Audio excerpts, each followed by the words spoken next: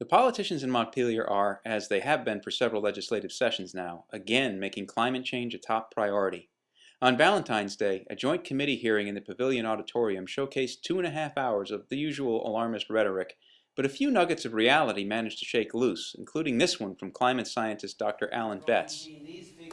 If we stay on a high emissions path, the climate of Vermont by the end of the century will be similar to the climate of northeastern Georgia back in the 60s, 70s, and 80s.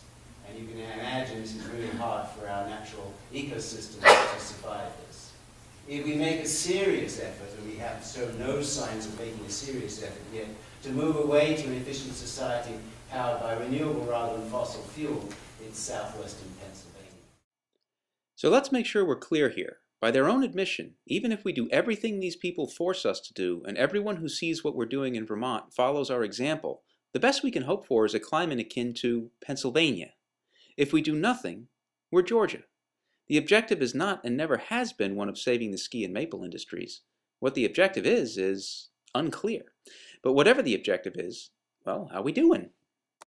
And I'm here to give you the bad news, right? You all know that some years ago you set a goal for Vermont to reduce our emissions by 25%, and right now we're actually, we have, this is 2012, we don't quite have the numbers up to 2012, but as you can see in this graph, we are going to miss that target substantially, a little bit up from the 1990, as opposed to 25% below the 1990 emissions.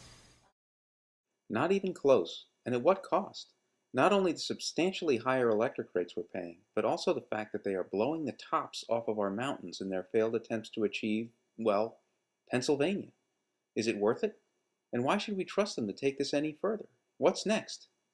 And so you'll see, our next goal is the goal for 2028, where we want to get 50% below the 1990 level.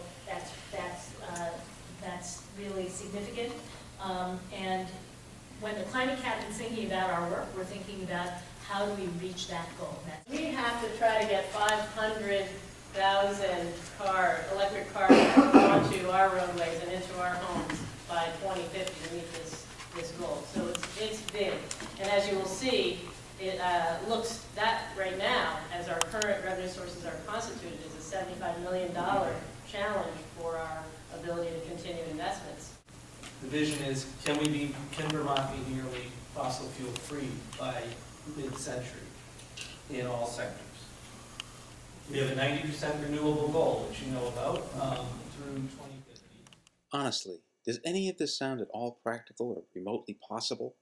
Are we willing to fundamentally transform the Vermont landscape into a renewable energy factory only to hear Secretary Markowitz tell us again in 2050, sorry, it didn't work?